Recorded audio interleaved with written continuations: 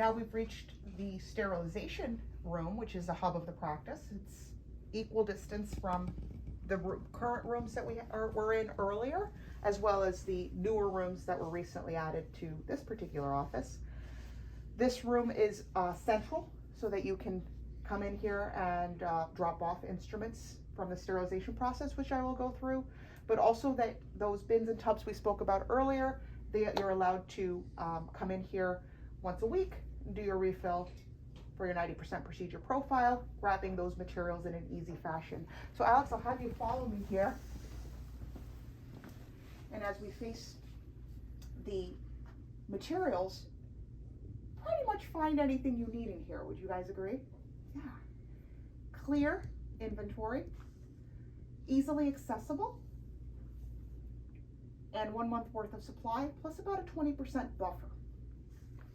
What I mean by easily accessible is we've gone vertical with these cabinets in particular. They have been intentionally designed because every square footage of space in a dental office is precious real estate, right?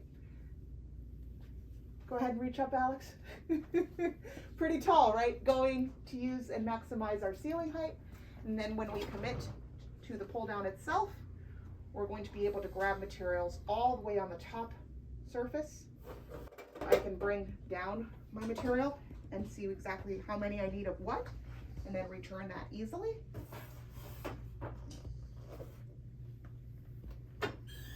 And commit to bringing that back. Very easy, holds a good amount of weight. The cabinet itself, many times we're asked, particularly in the contractor world, well, is the mechanism included? It is. Is the cabinetry around included? It is. And also the individual dividers that allow materials to be laid out. We have a saying around here, every item has a slot and every slot is full. And you'll notice that that's the case. Full in the word of being filled to the need of 1% use, not full as in the container size itself.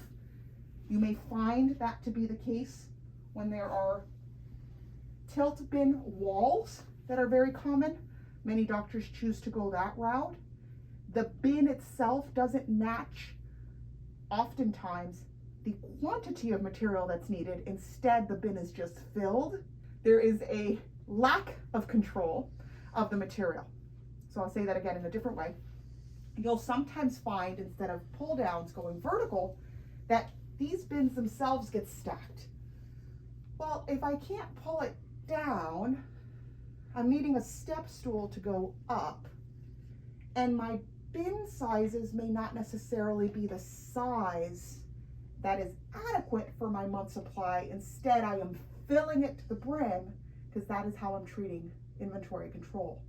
So some of the information is translated there, some of it unfortunately is not, and we end up finding that it does doctors more harm than good to have too much material, because they're paying for this material that can expire on them. And even for the things that don't expire, you have a real lack of control over inventory. You'll see that on the counters, our team has several checklists that they use. Those are used throughout the day. We do not schedule checklist time. We give you time in dental offices, or we provide dentists with time by reducing waste. And those are through the principles of design, equipment, and training. Whether you do all three, or you do one of the three, two of the three, or three of the three, know that we design and equip and train the best.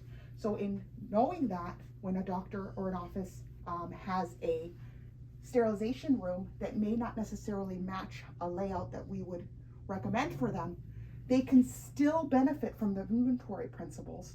They can still benefit from the checklists, and even more so, they can benefit from the sterilization layout.